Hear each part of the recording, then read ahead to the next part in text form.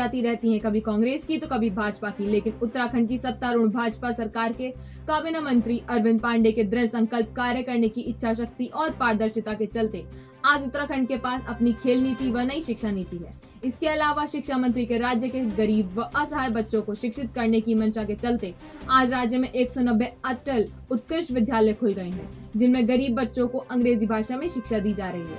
इसी के साथ हाल ही में विद्यालय नियामक प्राधिकरण का गठन कर निजी स्कूलों द्वारा ली जा रही मनमानी फीस पर भी अंकुश लगाने की तैयारी है। इन सब बिंदुओं पर सुरागीलाल न्यूज चैनल के संपादक राजेश शर्मा की राज्य के शिक्षा एवं खेल मंत्री अरविंद पांडे से विशेष वार्ता की, देखें पूरी रिपोर्ट। ठीक है। सुरागीलाल न्यूज में हमारे माननीय उत्तराखंड के खेल व शिक्षा मंत्री अरविंद पांडे जी का स्वागत है।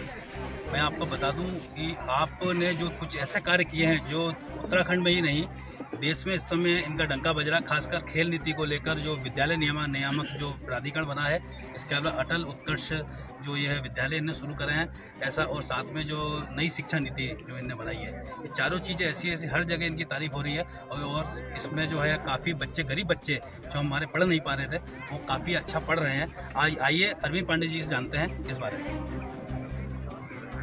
मैं सबसे पहले सुरागीलाल इस चैनल का आपने निर्माण किया, मेरी आपको बहुत बहुत शुभकामनाएं कि आने वाले समय में आपका ये चैनल अच्छी न्यूज़ के लिए और एक विश्वास के लिए जाना जाए। मैं आपको शुभकामना देता हूँ और आप हमारे बाल सखा भी हैं, इस नाते विशेष आपको बधाई। निश्चित ही भाई साहब, बड़ा हुआ तो क्या हुआ, जैसा पेड़ खजूर, पक्षी को छाया नहीं, फल लागे अति दूर, इन कामों से कोई फायदा नहीं है।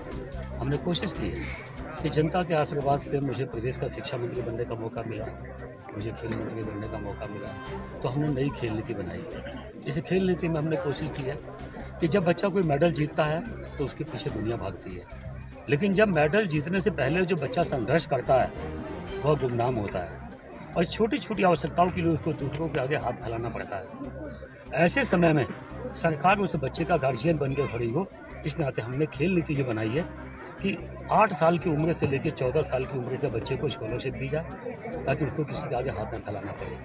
14 साल से लेकर 23 साल के बच्चा का बहुत महत्वपूर्ण समय होता है एथलीट बनने के लिए, तो प्रशिक्षण के दौरान उसको स्पाइक के लिए, ट्रैक सूट के लिए, डाइट के लिए किसी के आगे हाथ ना फैलाना पड़े।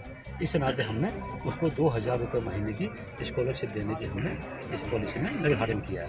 और यही नहीं, जैसे बच्चा कोई मान्यता प्राप्त जो संघ होते हैं, खेल एसोसिएशन होते हैं, इनकी चैंपियनशिप होती है। इस चैंपियनशिप को जो बच्चा जीतेगा उसको 2000 ग्रेड पे की हम सरकारी नौकरी भी देंगे।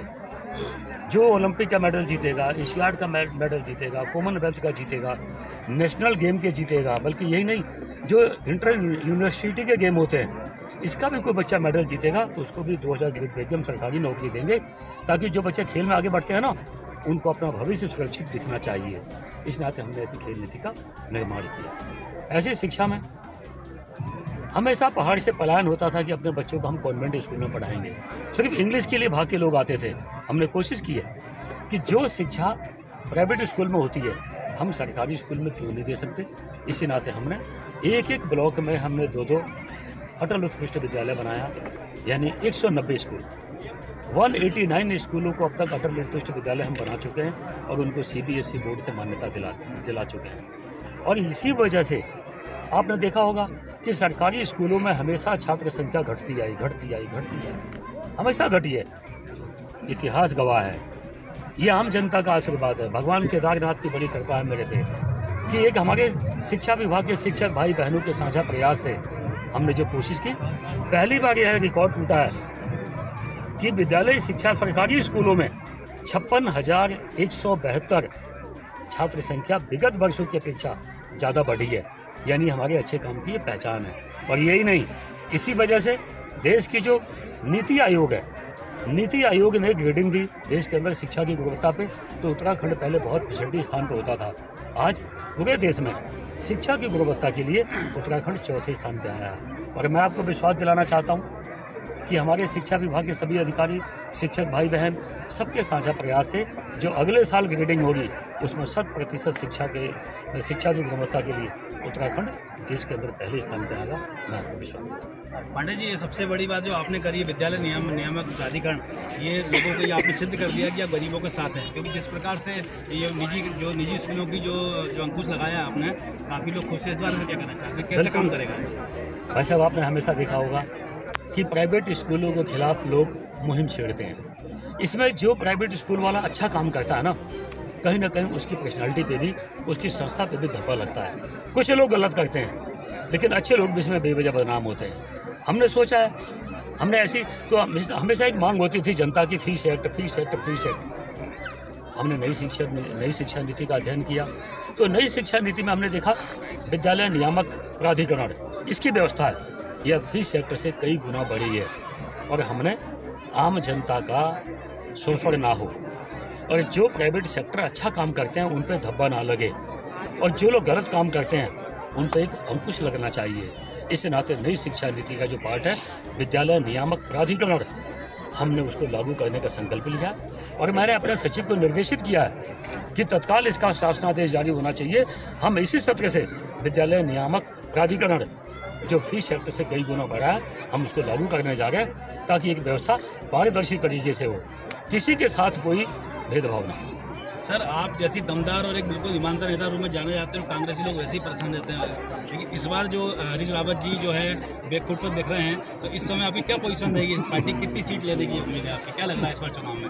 जैसे मोदी जी काम कर रहे हैं, आप लोग काम कर रहे हैं। आम जनता जानती है भाई साहब कि ये कांग्रेस के वही नेता हैं जो जम्मू कश्मीर में, यहाँ जितने लोग बैठे हैं ना, किसी का बेटा फौज में है, किसी का पति फौज में है, किसी का भाई फौज में है, किसी बच्चे का बाप फौज में है, और वहाँ जम्मू कश्मीर में आतंकवादी आते हैं हमारे बच्चों की, हमारे सैनिकों की हत्या करके चले जाते थे।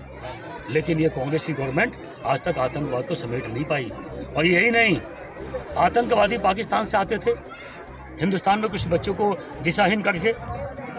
हम दीपावली नहीं मना पाते थे, सब लोग सुनना जानते हैं इस बात को, हम दीपावली नहीं मना पाते थे, हम विजयदशमी का त्यौहार नहीं मना पाते थे, हम कोई मेला नहीं बना पाते थे।